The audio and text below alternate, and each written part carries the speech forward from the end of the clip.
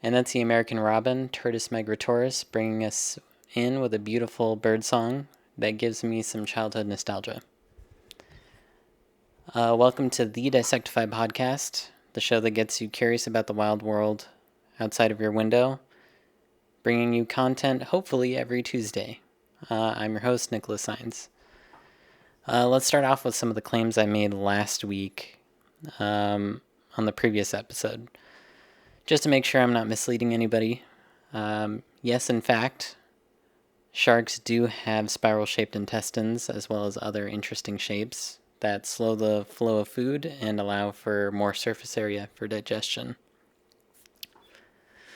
If you're tuning in on YouTube, I'll put some links in the sources or in the description, and everyone else, either check out our YouTube or don't. That's okay.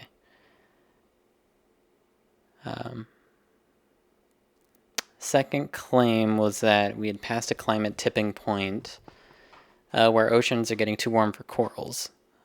Basically, we're guaranteed now, or we're in the process of passing that checkpoint where corals are going to have more and more bleaching events. And if you have enough bleaching events, then corals die off. And this is going to become a global thing as waters start to warm. I'll put that report in the description as well.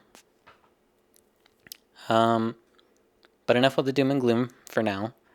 I wanted to share some thoughts I had this episode about biology and nature, because to me it's always been like a personal thing.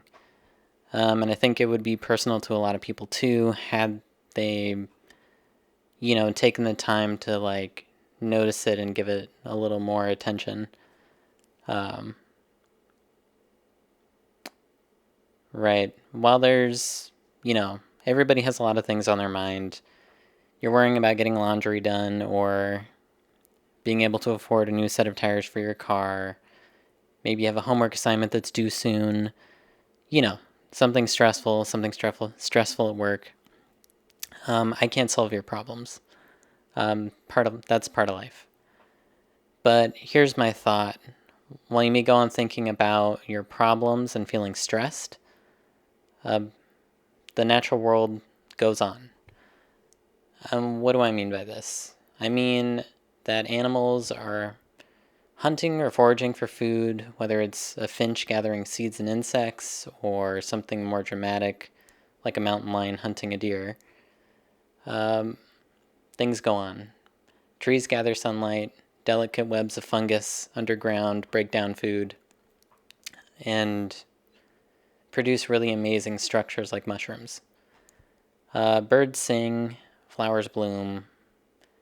Funny enough, I think those are the last two that most people focus on, the birds and the flowers, because they're easy to find, charismatic. Anyways, here's my point. Is that stopping and taking a wider view and shifting your focus can really help you deal with the stressors of life. Now, I'm not advocating for nature's only being there to help you de-stress. And also importantly, I'm not trying to give the impression of like the idealistic Disney version of nature.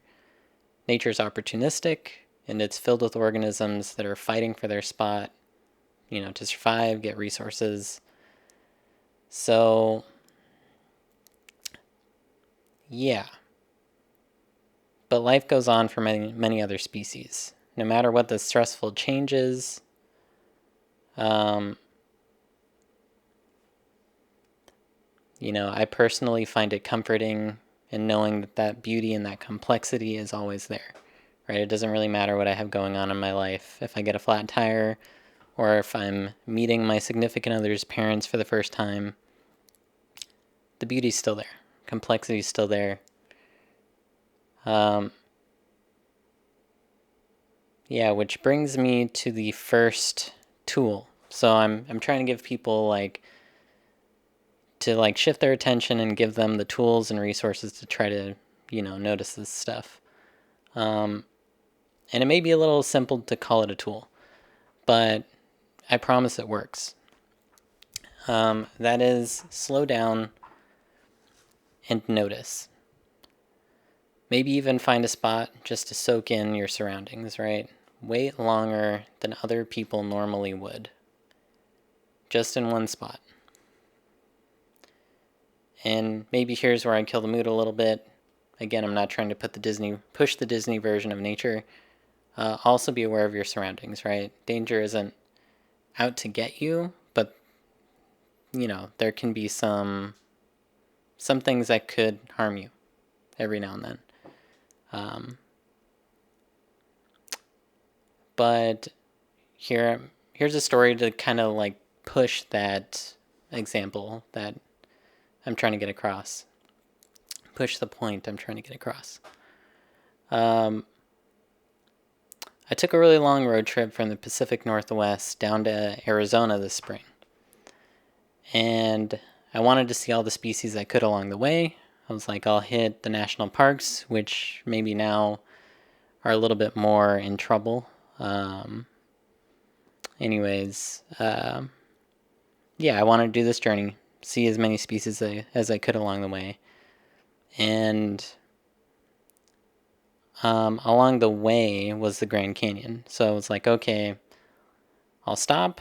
Made my way to the south entrance, I think it was, and a bit of a digression here. So when I got out of my car, I'm going to the main visitor area to get the view of the Grand Canyon, and I saw this massive black bee, right? Shiny, like had to be over an inch long, looked really sturdy, and like, maybe it could hurt you. But yeah, I found out it's called Xylocopa sonorina, a common name valley carpenter bee. And yeah, it had to be over an inch, and I see this thing fly past me, and it like stops in front of this 8 to 10-year-old boy, and I'm like, okay, somebody's gonna start freaking out. Oh, get this bug away from me. But yeah, no, I mean, he got excited, but his response was like really heartwarming to me. He says like, oh wow, how beautiful, and he's like pointing it out to his parents. It was just really good to see. And yeah, it had this weird way of acting to the bee, not the boy. The bee, yeah, had this way of like calmly, like it would fly around and then just kind of like calmly stop and just kind of like float in midair and like assess for like, I'd say like 5 seconds was typical. And yeah, it was just really cool to see. I'll put some pictures up if you're on the YouTube version of this.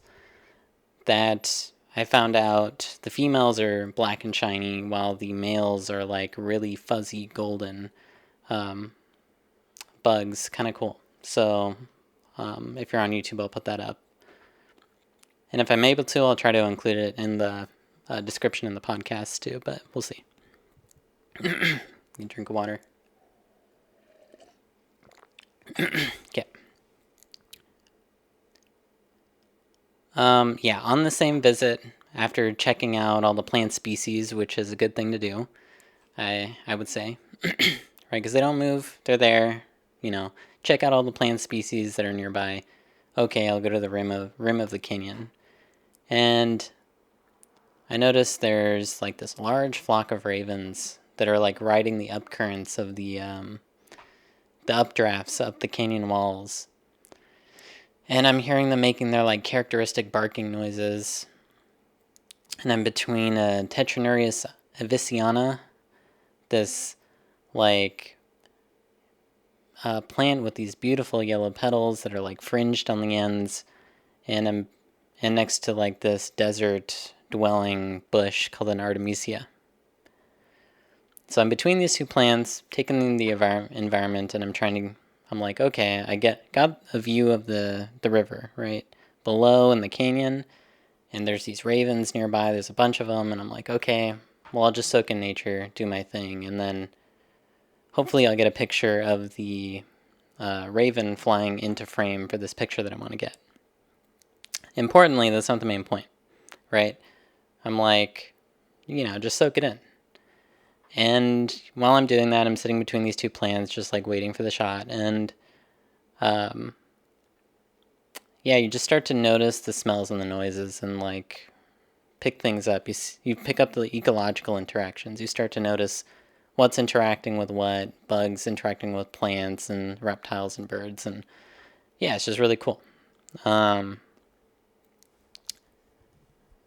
yeah, I ended up sitting there cross-legged on the rim of the Grand Canyon, and this lizard called the Sceloporus magister, so common name is like a spiny lizard or something like that, and it's like looking at me from this bush nearby, and then like slowly starts getting closer, and eventually like climbs up onto my right leg, and then like is looking at me, and then eventually hops to my left leg, and then off, right, and continues on.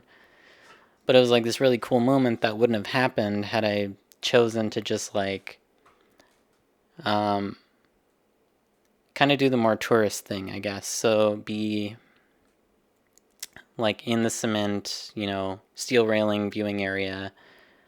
Yeah, it was just a cool moment.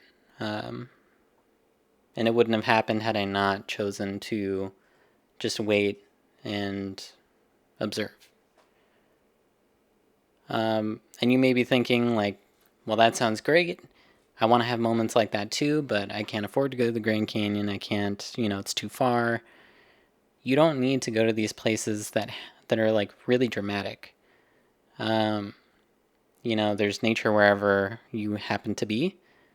I know I've had a similar experience in a tiny backyard, cement platform with some bushes around it, and doing the same thing. Just like sitting, waiting, observing, and you start to see things around you that like, animals either don't care that you're there or kind of get used to you or just haven't noticed you. And you'll start to see these interactions. But yeah. And like that townhouse I mentioned is like near a big city. It's not like super nature filled. But all you really need is like enough biodiversity, enough plants that give resources, and enough space for animals to like come through and like utilize, have things to utilize in the area. And if you put yourself in somewhere like that, then you'll get these really nice experiences. And I would argue also like knowing, right? Like becoming familiar with these things, you start to notice like patterns. It starts to become like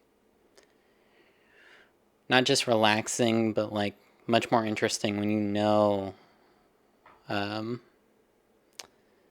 you start to pick up on what's going on and how it's working, right? It like gives it another level of interest. So I wanted to end this episode on one last section I'm going to call Biota Beat. So I'm going to showcase some organism and tell you all about it. It'd be great. Yeah. But this whole thing is in process, still very, very new to this, and I'm trying to be better, trying to learn, share that passion and the experience that I've had so far with all this stuff. Yeah. And for the organism today, I found something called a pom-pom crab or a boxer crab, are the two common names that it goes by. And scientific name is Lybia tessellata. Can be found in the shallow waters of the Indo-Pacific. They're extremely shy, very small crabs that can be encountered usually by divers who are like going in dim light, so like morning, evening, or like straight up in the middle of the night is when most of these crabs tend to be found.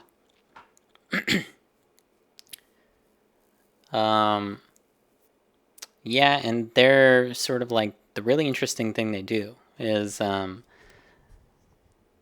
they'll take like a stunted anemone, so like the things that clownfish live in, right? They'll take these little anemones and hold one in each claw. which their claws are tiny. They're like worthless for self-defense, just big enough to like hold these anemones. And they have like two purposes, right? So some of the anemones, like a species, an example is Triactis producta. I'm not down on my anemone biology or species yet. Maybe someday. But yeah, they'll use these sea anemones to like mop up algae and food that they can then like scoop, use to catch their food. And then equally, now that they're like defenseless, they can use these anemones for like stinging things that they don't want near them.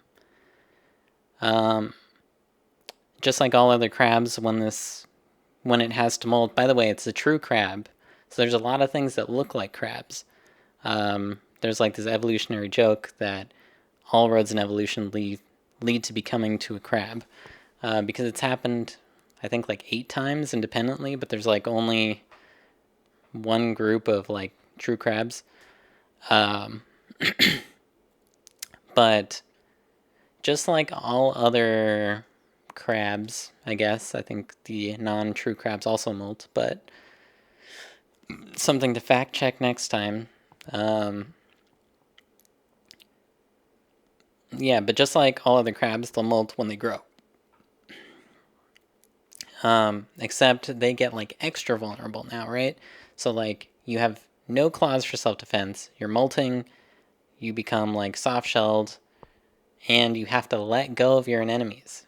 So like now you've got no claws, you've got like almost no shell, and now you don't got your little stinging pom-poms with you. So yeah, you're just like really kind of defenseless. So yeah, whenever that happens, they're in a bad spot.